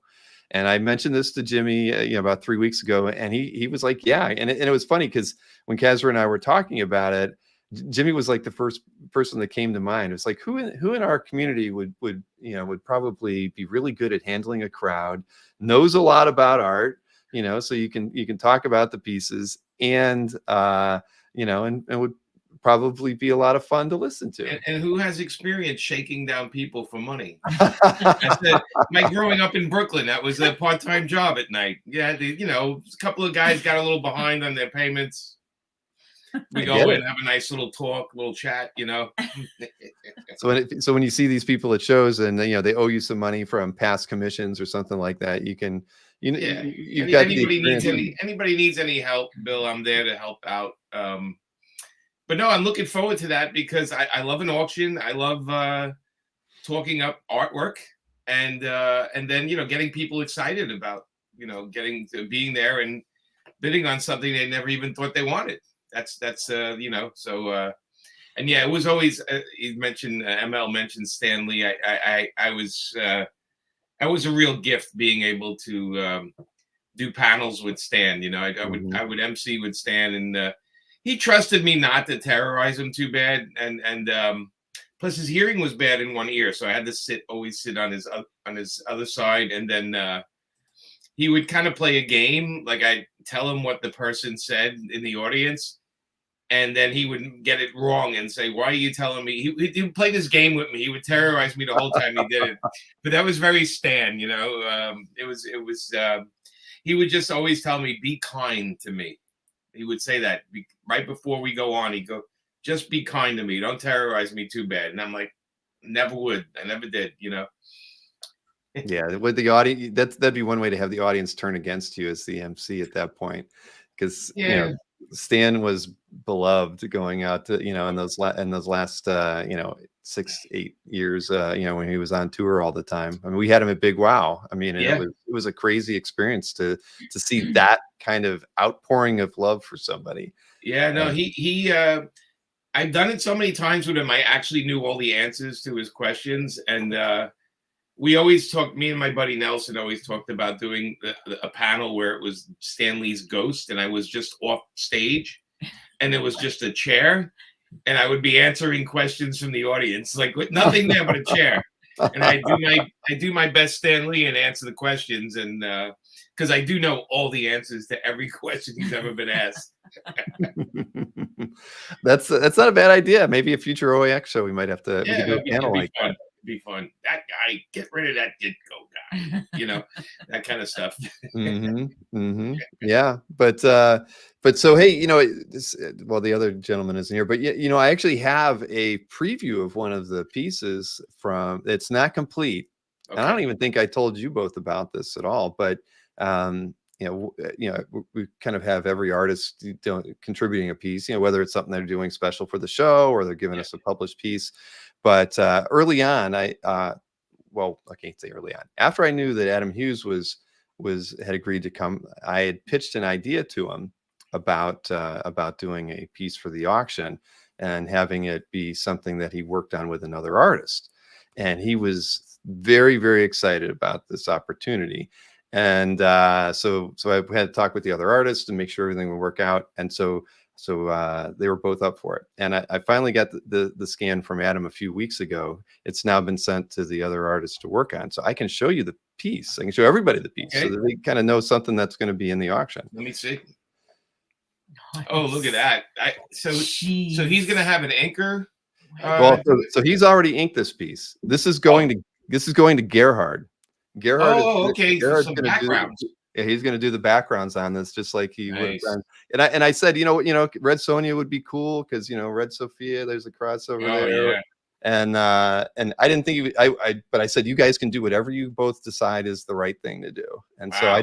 I didn't know what they were working on until I got this from Adam. And so Yeah, he's so good, that guy. Oh my God. He's so much fun and he's such a lovely guy. And then every once in a while, I have to be reminded that he can draw his ass off, you know, because I like hanging out with Adam and he's fun and it's fun to talk to him because he has so much knowledge and stuff. And then I look at this and I'm like, oh yeah, also he's like one of the best comic artists in comics. Like I keep forgetting that. But wow, this is beautiful. How big is it, Bill? You know, I don't know. That's the one question I didn't ask him, but I could see that he definitely did 2 images to put this together. So I don't know if he did that on his phone or if it was scanned into. But... He might have scanned it. He likes to work pretty large now, and so he might have had to scan it in 2 parts. Well, that's what I'm hoping for. Yeah, I didn't want to get too nosy. I was just happy that I got a copy of the image before he sent it on to Gerhard. Yeah. But... Wow. Yeah, that's something, man. I'm sure Nikki will be up there going, can I use it as a cover? You know what I mean? Like that kind of thing. Dynamite will be grabbing it for a cover, but that's amazing. That's beautiful. I always tell him he's like he's not human. He's like a drawing mutant. He's like, you know, he's just so amazing. It's not human. Yeah, I know. I felt the same way about him. He's just always incredibly impressive. It doesn't matter what character he's working on, you know, whether it's a Betty and Veronica cover or something like that, you know, or Black Widow. I mean, just thinking of recent stuff he's done, they're always just fantastic. I mean, he's just amazing. He's amazing inker. I mean, his style is I mean, that piece is stunning. Yeah, he's for your show. I mean, you got Dan Burden, you got the Allreds, you got Garcia Lopez, Mike Golden, Dave Johnson, JG Jones. Like I literally going down the list, I'm like laughing. I'm like going, oh my God, I want to get commissions from all these guys, but I have to be working that day. Sean Murphy, right? Bill Morrison's going to be there. Bill's going to be there too. Mm-hmm. And the local guy, Bob Layton, that local guy that lives around there. Yeah, well, he doesn't live here anymore. Now he lives in Seoul. Is he homeless? I call it homeless when he's traveling around the world. Is he just being homeless? it kind of feels that way, you know. I'm waiting for that on the door, and it's Bob outside trying to swap a Iron Man sketch for a bed for the night, but which he's welcome to. But I was surprised. I saw Brian Stelfreeze is going too, and that guy, his color pieces. Oh my God, right, Brian? He's got some like magic he does too. Yeah. He's just another one of those guys. And I have a gorgeous Catwoman. Do you from him? Yeah. Lucky. I've never gotten anything by Brian, but and I'm jealous for everybody that has something. I've just never. I've gotten on his list a few times, but I've never actually managed to score one. You know, because I was lucky enough. He did a whole Jonah Hex issue for me, and it was like during a rainstorm, and he drew every drop of rain. Like I was laughing. I'm like, this must have drove him insane, and he's like, no, man, it was relaxing. You know, Brian, it was relaxed. I'm like, oh my God, he's just. But anyway, what an amazing list you got. I think it's pretty impressive. You know, it's stacked up there pretty much against any show that I think you'll see in 2024 in the U.S. So I think it's. I keep yelling at people, get your tickets now, because when it's sold out, I don't want all the crying that's going to happen. We're going to be able to canoe up to that con. I think there's going to be so many tears. There's going to be rivers of tears leading. I hope so. You know, the thing we have working against us is we have, you know, we don't have any photos from year one, right? Because it's going to be year one. So we've hired 3 people who are going to be doing, you know, shooting video, and doing a lot of photography during the show, and we've, you know, got segments, you know, things we want them to get. So we'll have so much material, we'll never run out for years to come. But that's, you know, that's the only thing we don't have going for us is that. But well, I think it's exciting to be in a year one experience. You know, I think that's the fun of it. You know, and I see Nick Barucci just dropped by. He did. He's actually, well, here, he really did just drop by. Oh, there he is. There he is. All faded. This way you guys don't get horror stories. Look at this. Hey, Nikki, is your building on fire? It looks like you're like in a haze over there. It does look kind of hazy for some reason. It does. I think my computer's pissed off at me for like being so late. Now it's even worse. My God. Did you take that piece of plastic off the front of the? It's like Nikki's ghost. But yeah, that's better. So there you have it. So Nick and Jimmy will be on stage handling the auction. I'll be around. I mean, it's gonna be a lot of fun. I think we'll have Nick and I will keep the troops entertained, and any artist I can't talk about or wax poetic about, Nikki will definitely be able to do it. So between the both of us, we'll be completely covered with everything we're auctioning off. You know. We're going to have a lot of fun. It's actually going to be a great experience. I got to tell you guys, I'm honored to have been asked. I'm honored to be up there with Jimmy. I really thought he was going to say, no, not him, anybody but him.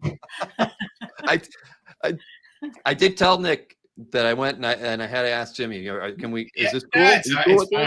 It'll be fun. You know, it'll be like Brooklyn and Philly accents completely smacking everyone in the face down in Florida. They'll be like, Nikki, we're going to need like a translation under what we're saying, you know, for some of the people in the southern states. As long as we move our hands, that's all that matters. We got to move our hands. Yeah, Jimmy, I want to tell everybody a story about Wizard World Philly and you and I. Okay. So I've told Bill this story. We had a booth at Wizard World Philly, and somebody walks up to Jimmy and says, "Are you Nick Barucci?" I wasn't at my booth at the time. And this guy walks up to Jimmy and says, "Are you Nick Barucci?" And Jimmy said, "What would you make you think I'm Nick Barucci? Do all of us Italians really look alike?" And the guy is apologizing. "I am so sorry." He's like Nikki's trying to mother, ask, by the way. Huh? No, I'm kidding. No, well, no, the other thing Jimmy said was, "Am I really that ugly?" I never said that. I never said that. So he's making that up. So the guy, the guy goes, you know, "Can you tell me what Nick looks like?" And Jimmy looks at him and goes, "Well, he kind of looks like me."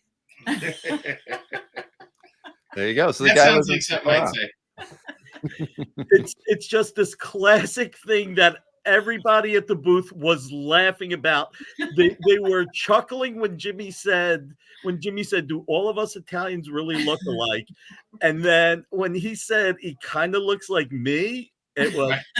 You know, Nick, I wonder if we can do an experiment. If we sit on our hands, if we're able to do the auction, if we sat on our hands, you think that would work? Nope.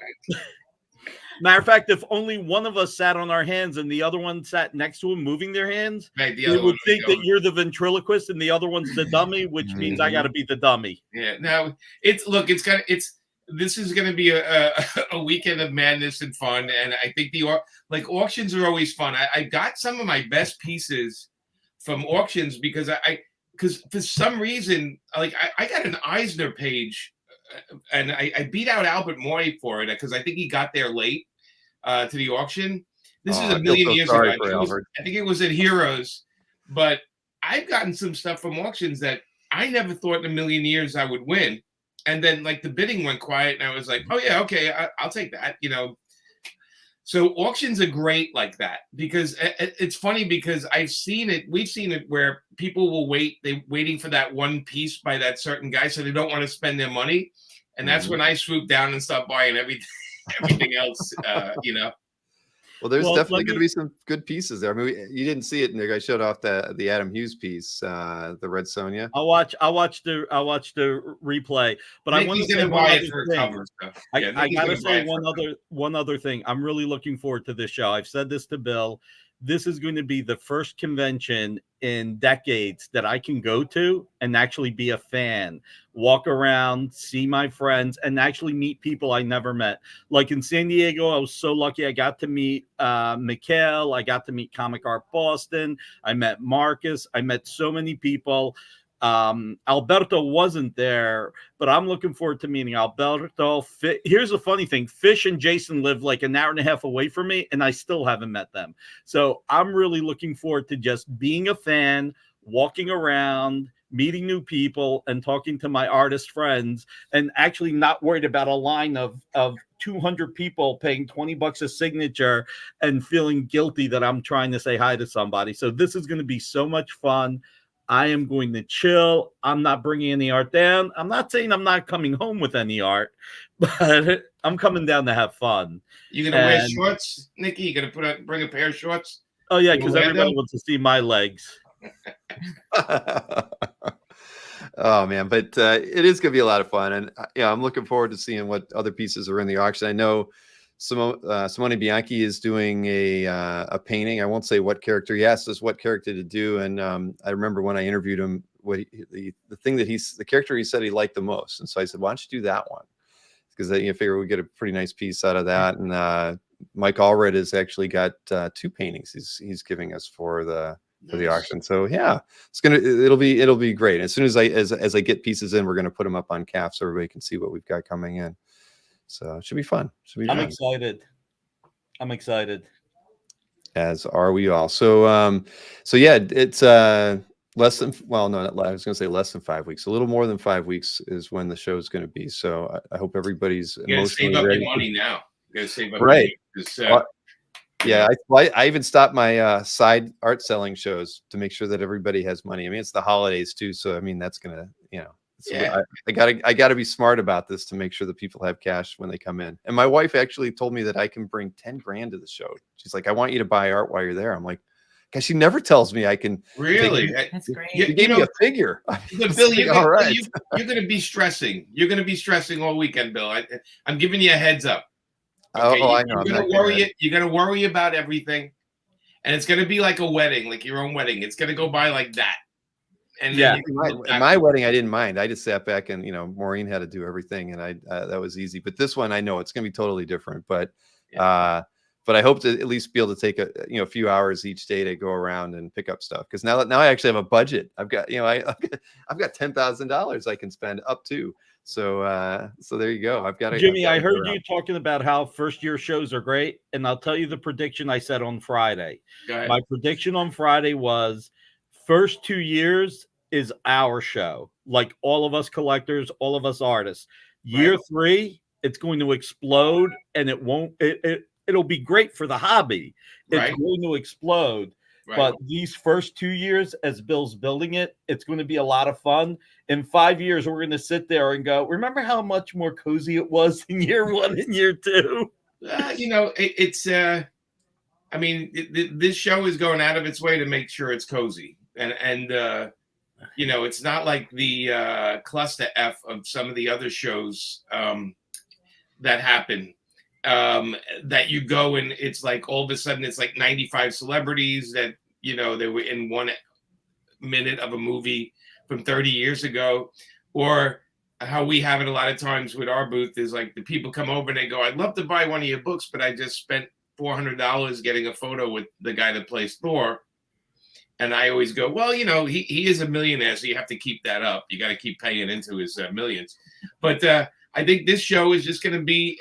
I think it's going to. Yeah, I think it's going to catch on. I think some people, and we all know this. Some people hang back, and they want to see how it's going to go before they jump. Oh, yeah. But I'm definitely like I like the idea of it being a little dangerous, being the first show. I'm kind of looking forward to that, you know. And I think we got a good group of people that no matter what happens, these artists, the list of artists you got, they're very interactive with the fans. Like they love hanging out with them. And, you know, we're talking about Adam Kubert, you know, like we love hanging out with the fans and talking about the what we do. And it's our favorite part of the show, right, Amanda? It's your favorite part, isn't it? Yeah. Then I like interacting with people. Yeah. You know, it's like when it's a grind, it's really hard because, you know, you don't get to you don't get to connect, but I like the connecting. Yeah, so I think with this group it's just gonna be a good time, and you know, whatever speed bumps we hit, they're gonna not be big deals because everyone's gonna be in a good mood. You know? That's the way I figure. You know, there's things that are going to go wrong. They just, you know, it's just going to happen. But I think this first year, you know, I'll be forgiven, you know, if things don't work out exactly as we planned. But unless Bill loses it and starts stabbing people, I don't think we're going to have a problem. You know what I mean? I don't think we're going to get in a dangerous place. We'll keep sharp objects. No, you know what I think is going to be great also for the artists that are going to be there is that the fans that come up are real fans of the art itself, not just can I get this hot book signed? Can I get this quick sketch that I can flip on eBay? It's really going to be, for the most part, there will be some people that I'm not doing background checks on the attendees, just so you know. So there could be some of those people out there, but you know, because it is what I would like to think, though, that by and large, everybody coming out, you know, is just like all of us. I'm pretty sure 90% of the fans are buying everything for themselves. Yep. Oh yeah. I definitely, myself included. Yes, I agree. So yes, Amanda, how much will you let me spend at this show, Amanda? Because Bill's wife said $10,000. Bill could spend $10,000. I mean, can Jimmy buy back his Watchmen or Dark Knight pages? Oh, what's that? Amanda said, how much am I going to let her spend? First off, Amanda makes more money than I do, so I don't have to let her do anything. She's got more money than me anyway. So, please. Well, and I'm looking forward to seeing the commissions that Amanda's doing too. Those are going to be pretty awesome. We got to see them when we did, you know, those ones that you did for the show that we did a few months back. But it's going to be cool to get to see these nice pieces that you're going to do too. And that's one of the great things about the show too, is that, you know, the number of pre-con stuff that we know is out there that we're going to get to see. You know, like those. I want to see what one of Sean Gordon Murphy's $10,000 commissions look like. I mean, we've seen these teased him on his Instagram, but we're going to get to see him in person there. And that's awesome. You know, I mean, I want to see more, see what everybody's getting there. And I don't know. That's why this show is unlike any other one that's out there, you know, because of all the different things that are going to appeal to us as collectors and fans of the medium. And this will be a show where you don't have to pay for photo ops. You just ask the guy, hey, can I take a picture of you? It'll be fun. This is going to be a great show. This honestly is going to be the most relaxed, enjoyable show that anyone can go to. So this is going to be fun. This is going to be great. And I want to thank Bill for pulling this together. You know, you and I first talked about this, 2 years ago when you were moving to Florida? Yeah. About the idea. It was a dream. But now it's a reality. So yeah. And I've been thinking about it for honestly, ever since we did the first Comic Art Live virtual show, which was in 2020 in May, when the pandemic started. That's when I did that first one. That made me realize how much I wanted to do an in-person show. Virtual shows were fun, but so I've been thinking about this for 4 years. So hopefully it lives up to my expectations. But yeah, it's going to be fun regardless. Great group of artists and a great group of collectors are going to be there. We're going to have a fantastic time, and I'm glad that both of you guys were open to doing the first auction. I think it's going to be fun. I think what we're missing for this show is Walt Simonson being the round card girl, where he walks around like he does at Heroes Con, for the Hero Initiative, showing his art. We did talk. Yeah, I talked with well, okay, I didn't talk with Walt. I talked with somebody to talk to Walt for me. I guess Walt's in the middle of a move, and so he was actually either open to coming, even though he doesn't usually fly, and then he was open to doing a piece for the auction, because we have some pieces that are 100% for the Hero Initiative. And so I said, even if you can't come, maybe if you could do anything. It doesn't even have to be one of those great pieces he does for Baltimore, just something. But he's in the middle of a move, and he's just like, he can't think of anything but getting into his new house. So I need to curse both Matt and Mikhail right now, because I finally got the image of Anthony in the diaper out of my head, and they just burned it back in. But he won't be wearing a diaper. I can promise you that. That was only for San Diego. So Jimmy, Amanda, Anthony of Anthony's Comics was paid $1,000 to wear a diaper, but he cheated. He wore pants under the diaper. So, yeah, that's not the same. Although maybe he has some issues and he just needed to have the pants on. But yeah, that's not a picture anybody wants. Nobody wants to see any grown man in a diaper. It's just no, at least nobody I know. I'm sure there's a website for that, but I don't know about it. And I don't want to know about it. Exactly. So, but yeah, no, it's gonna be fun. And again, we got 5 weeks leading up to it. We got the holidays in between, so we've got a lot of other things to think about while we're going to, before we get into the show. But again, it's gonna be a lot of fun. And again, having you guys, first show of the year. Yeah. I'm actually donating one of my Ken Hazer covers for the auction. All the money Nice. goes to you. And we're still looking. We're going to find a piece that's auction worthy for you, Bill. I appreciate it. I know you're going to be able to talk about it, Jimmy. Yeah, it was either that, Bill, or a stick figure, and then I'd have to pay somebody to take it, so you wouldn't get anything. There you go. Well, hey, I mean that's I appreciate it. Really, honestly, it's going to be great. I'm so excited, and I hope I get to pick up. Well, clearly I'm going to be picking up some artwork now that the cat's out of the bag. But yeah, so I hope you both, all three of you, have a great holiday. I mean, I know I'll probably be emailing. Thank you, buddy. How are the ticket sales going? I'm going to run on that note. I wanted to just say that, Jimmy, Amanda, great to see you as always. Unless you need something else from me, Bill. No, Nick. Thank you very much. I appreciate it. I'm excited. Guys, I'm telling you, I am so freaking excited. This is going to be so much fun. This is really going to be so much fun. So this is like my Christmas. This is going to be my Christmas. So all right. Awesome. Good to hear, buddy. Take care, everybody. All right, man. Well, have a Merry first Christmas. Yep, Merry Christmas to you guys. Yeah, we'll see you in the second Christmas then. Jimmy, you and I got to work on our opening bit. Actually, you know what I'm thinking with you having that hat on? Young Frankenstein tap dancing. And on you know what? You can think all you want. And on that it's free. It's free. Take care, guys. Exactly. I think that Ed is the art and not us do stand up. That's true. That's true. But I can do some dice clay humor, but I don't think that'll go over very well. You never know. Yeah. All right, take care, everybody. All right, take it easy, Nikki. Oh man, yeah. No soft shoe, no song and dance to get us started. Yeah, I don't want him writing jokes for me and then emailing me them. Okay, how about this joke? And I'm like, no. I'm kind of I like the spontaneity of being on set. Oh yeah, well, I think there's going to be so much to talk about when you're looking at the art and when you know the artists and when the characters on there.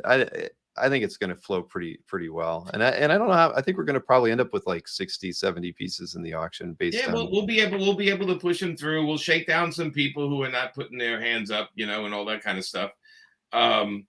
But I think, like I said, I think it's the auction is just going to be one of the highlights. I mean, you have a lot going on for the weekend, besides Mhm. of course everybody visiting each booth, you know, which is, and then all the people showing off the art, and then Adam's, I think, showing ooff some art, right? Adam Cubitt's showing off. Oh yeah, yeah. Adam's got he'll have a gallery. There's a guy named Wolvie Fan who has he's a big Adam Kubert art collector, and he's got the complete issue too. I can't remember what that's going to be on display there. Metropolis is bringing some Oh pieces. yeah, he's They're great. bringing, you know, so we got that, and then these Marvel trading card art guys are bringing are going to have a gallery with examples from every year of it. So they'll have like a Boris, a Julie Bell, something from Adam and Andy, and I think Jusco, you name it. I mean, so it's just going to be a show that that we've never experienced before, right? I mean, you gotta do like an Ocean's 11 heist, man. That's my worry, is that there's we're gonna go in it. rogue group out there that is planning, because we talked to security and everything. They literally have like in the hall at the doorways, they've got like these pull down, mesh security gates, right? But yeah, I can just see somebody coming in through an air duct into the hall or into one of the galleries. But no, we don't want to think like that. No, I'm kidding. I'm playing. Obviously, anybody who tries to steal anything, we'll all be there to break your arms and legs. So it'll be fun. There you go. James reminded us it's Wolverine 90. He's got Wolverine 90. Okay. Yeah, man. Yeah. Now we're looking forward to it. We Amanda's got some commissions to do. Mm-hmm. For the people that pre-ordered, the pre-order ones, they're fun. And then we're gonna, we got the beginning of January to put together. We're actually going through portfolios and trying to bring some, because we never really bring a lot of artwork to the shows. So we're trying to put together a portfolio of like some cheaper pages, and then one of covers, and then one of kind of bizarro stuff. And I might even put a portfolio of some of my stuff together, that I inked. That's kind of nice. And we want to make sure everybody gets something. Exactly. Yeah. Well, I appreciate it. And then again, it's gonna be a lot of fun, Jimmy. And again, thank you for doing the auction as well. I mean, that's you don't thank me till it's done, buddy. All right. Yes. All right. And no drink, no pizza. You can't have any of the pizza until the auction's over with, because we can't have any oil. There's gonna be pizza? It's a pizza party at the auction. I think we auction off the pizza. We see how hungry they are. Who wants this slice? When we were at we did a beta test when we were at Heroes during their art auction. We Kazra said, you know what, pizza might go really good with this. So he ordered like 5 large pizzas, and we weren't in the auction area. We were out by where the cash bars were, and we dropped them off, and they were gone in like 5 minutes. Yeah, so we were hungry. I mean, we had friends we never knew, so we were like, all right, well, we'll do a pizza party at the thing. So I'm gonna do you one better. So they just opened in Orlando the biggest White Castle hamburgers in the United States. Seriously? In Orlando? Seriously, it's the biggest White Castle. It's in Orlando. Just in the back of your mind, because they're nice and little. They're in boxes, and it's not the worst idea, and they're very small and contained. And sure, there'll be a run for the bathrooms afterwards, but still, they're really fun. One guy, Kelly Good, no sliders, and then the guy before, 10,000 sliders. So you see, there's a lot of controversy. They are nature's broom. You eat them, and they kind of sweep everything in your body. Army men you ate when you were a kid are going to come out. I mean, everything. Those pennies you ate when you were 4 years old, out.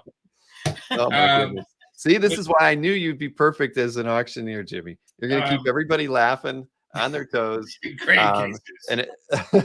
But yes, it's a pizza party and a cash bar that night. It's an open bar at the reception on Friday. Cash bar on Saturday.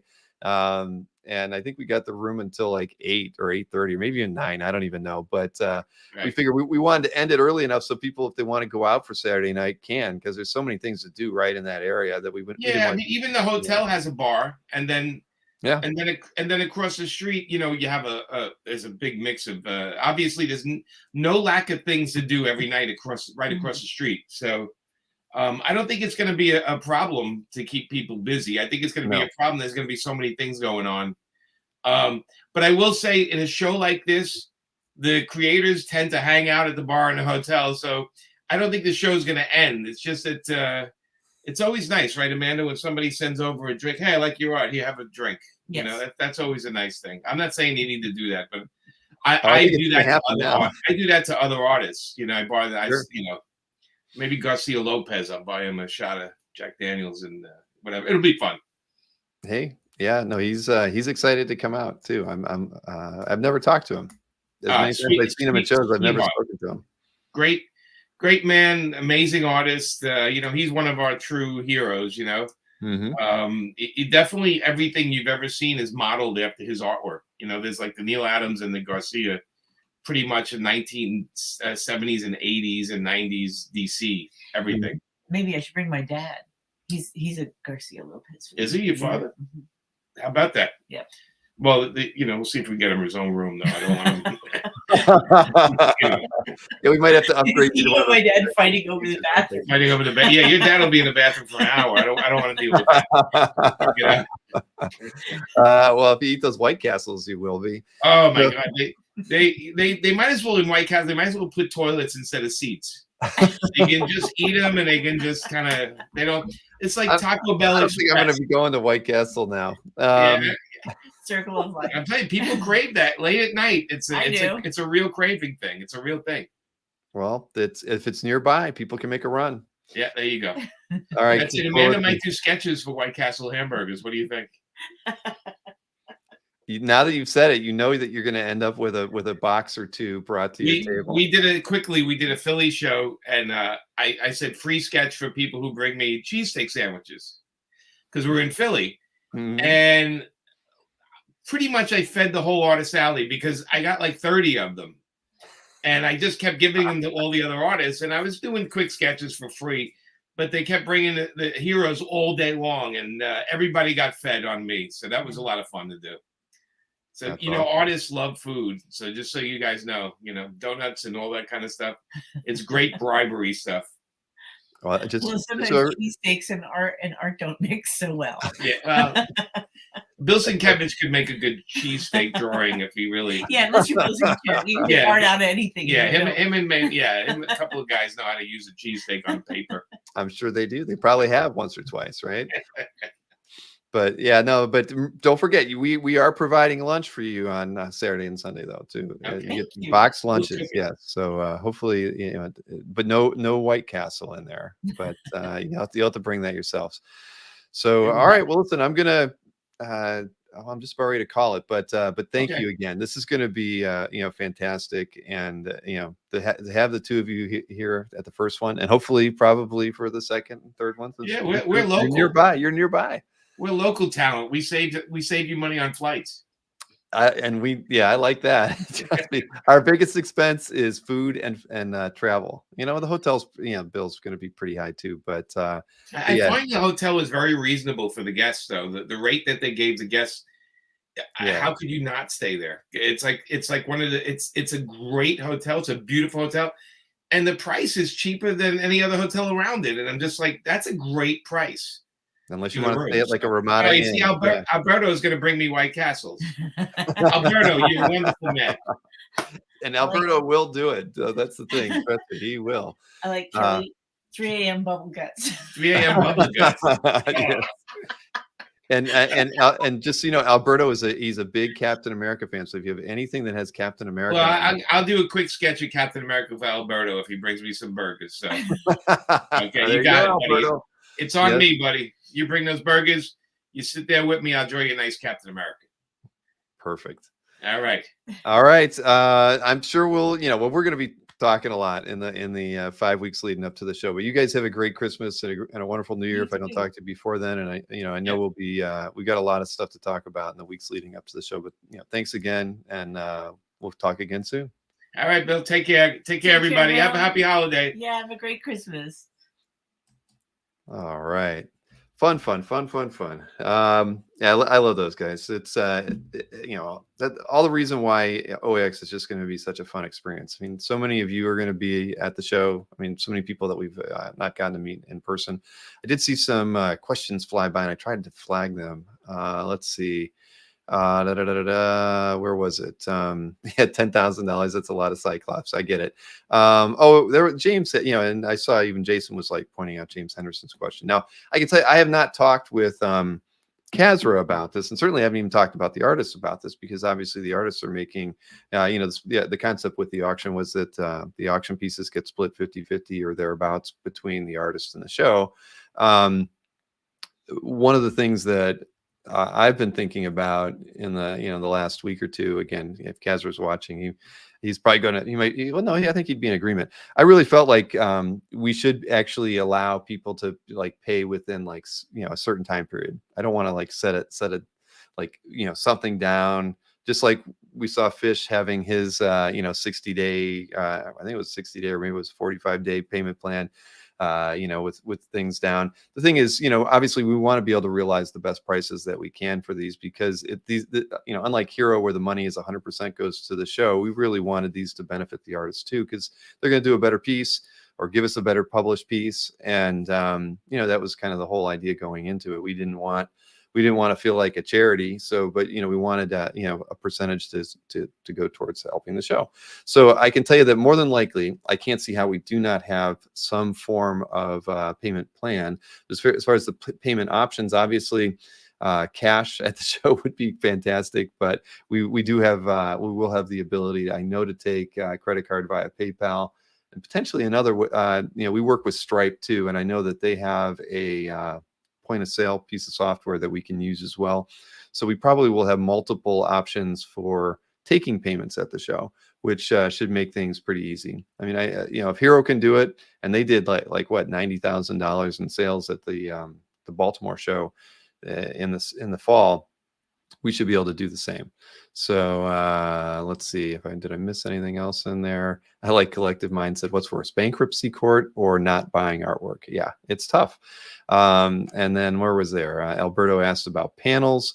The thing is, we didn't want to have panels on Saturday. I think the focus is all about the show floor and everybody's engagement with one another on Saturday. We are potentially going to do a few things on Saturday. The spot where the auction is held, it would make a great place to do a panel or two. We've talked with a few people about doing them, although there's nothing, we haven't agreed on anything yet. The only thing we agreed on was we didn't want to have panels on Saturday, and that just because of the idea that the focus should be 100% on the floor and being able to see the art in the galleries. Saturday can be a bit more of a laid back day because you'll be getting commissions completed and picking them up, and that would give you an opportunity to sit in on a few panels. And we wanted to, there's a few ideas that we've had there that would involve some artists and stuff, and maybe some art giveaways, like artists doing some sketches for an hour, and then having raffle tickets and giving them away. We wanted to try to have some fun in there for everyone as well. Alberto said, cash bar, question mark. We need an open bar to do better at the auction. Well, it's an open bar on the for the reception. So I can't do an open bar 2 nights. That's a lot of money. The hotel definitely makes their most money on food. and what they charge for the open bar. The VIP reception on Friday, the calf birthday party, 21 years old that night. It's not cheap. I mean, basically the upcharge from a weekend ticket to the VIP is 100% going towards a per person cost that the reception's going to be, but it's totally worth it. I mean, I think that's going to be, we're going to have I don't want to give it all away. There's going to be some fun stuff that I think people are going to really, there's just too many things that you guys are going to enjoy about what we've got planned for it. So it's really going to be a fun experience, top to bottom. And, and I definitely look forward to seeing what people have to say about the show and feedback we get afterwards. Cause it's going to be a lot of fun. Restoration Lady. Yes, I can tell you that Von Hawk will be at the show.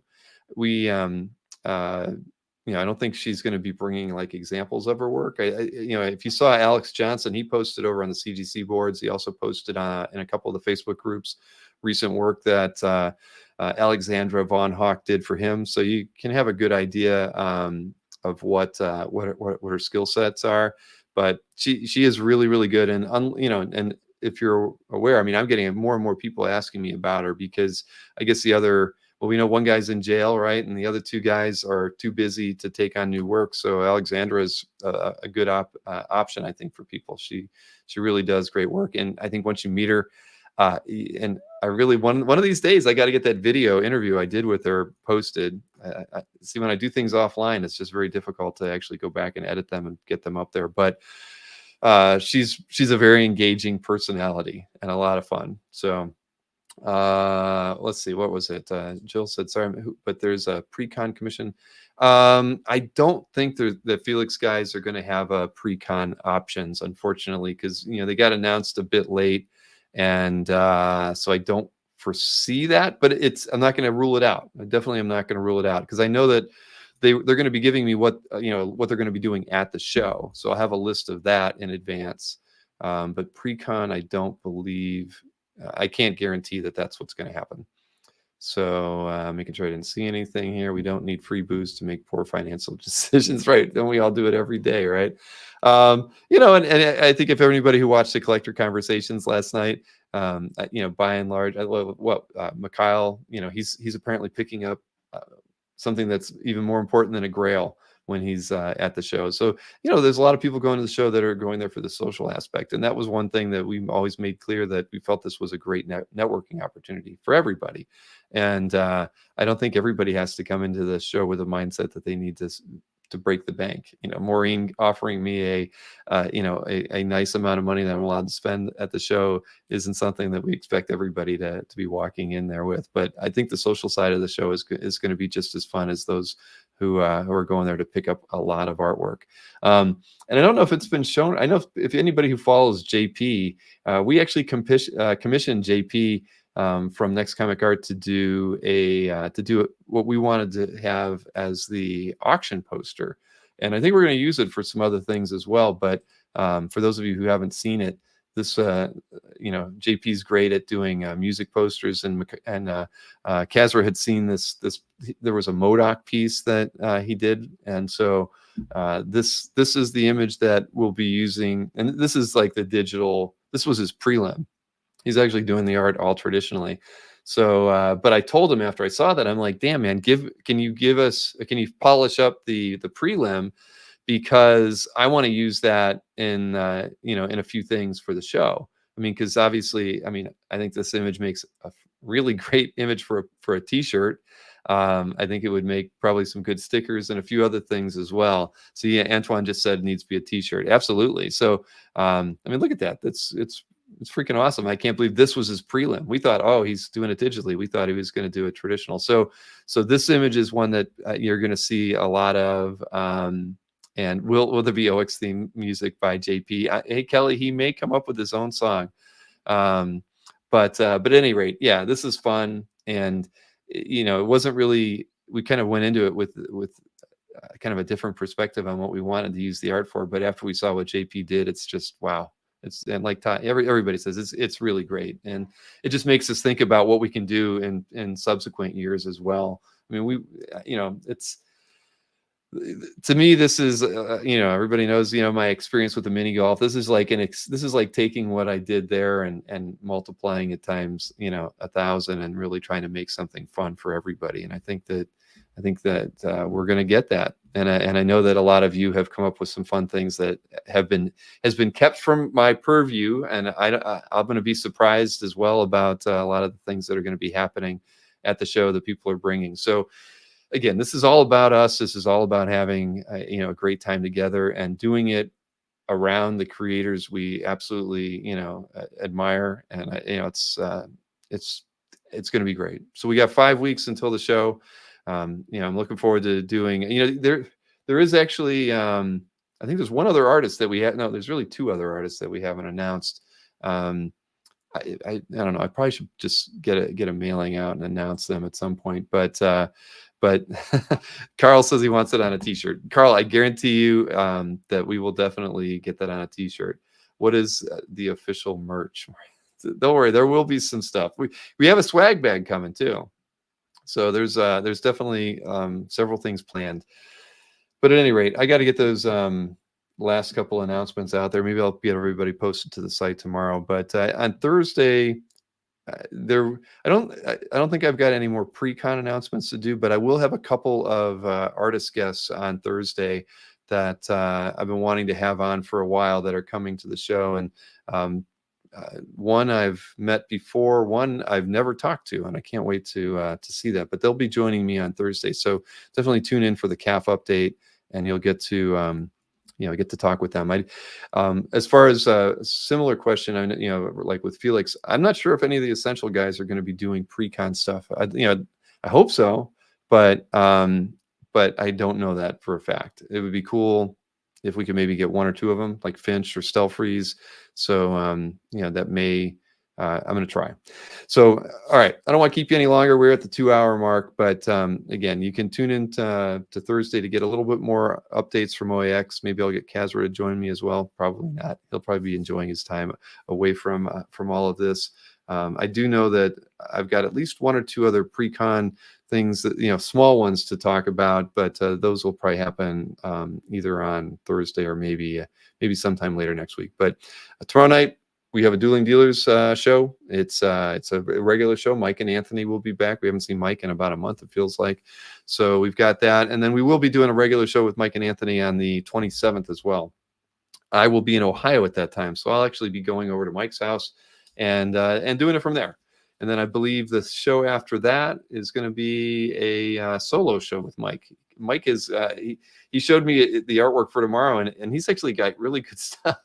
Apparently, why didn't we do this before? If we just kept Mike off the show for 2 or 3 weeks, he'd actually stockpile some new stuff. So so we got a lot of fun things going on here. But anyway, gosh, you guys, calf onesie, calf diaper. Boy, oh boy, oh boy. All right. Well, I'm calling it a night. I look forward to seeing everybody again tomorrow night or Thursday night. Have a good evening, and I will see you